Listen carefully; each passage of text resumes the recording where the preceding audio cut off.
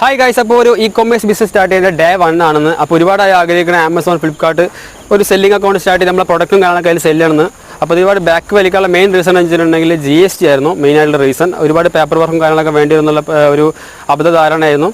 അപ്പോൾ എൻ്റെ ഫ്രണ്ടിനോട് ചോദിച്ചപ്പോൾ അവൻ പറഞ്ഞത് വളരെ സിമ്പിളായിട്ട് നമുക്ക് GST എടുക്കാം. ഒരു മെയിനായിട്ട് 3 ഡോക്യുമെൻ്റാണ് മെയിനായിട്ട് ആവശ്യം: ആധാർ കാർഡ്, പാൻ കാർഡ്, അതുപോലെ തന്നെ നമ്മൾ റെൻറ്റിനാണ് റൂം എടുക്കുന്നുണ്ട്, റൂമിൻ്റെ റെൻ്റ് അഗ്രിമെൻറ്റ്. ഇതിൻ്റെ അടുത്ത് ഇപ്പോൾ റൂമും കാര്യങ്ങളൊന്നും ഇല്ലാത്തതുകൊണ്ട് അവൻ പറഞ്ഞു കുഴപ്പമൊന്നുമില്ല, നമുക്ക് വീട്ടിൽ തന്നെ അഡ്രസ് വെരിഫൈ ചെയ്ത് നമുക്ക് ചെയ്യാൻ പറ്റും.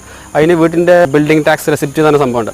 അതും കൊണ്ട് നമുക്ക് GST അപ്ലൈ ചെയ്യാം. അതുപോലെ തന്നെ ഏകദേശം ഒരു 1 വീക്ക് അല്ലെങ്കിൽ 2 വീക്ക്, മാക്സിമം 2 വീക്കിനുള്ളിൽ നമുക്ക് GST അപ്രൂവൽ ആയി കിട്ടും.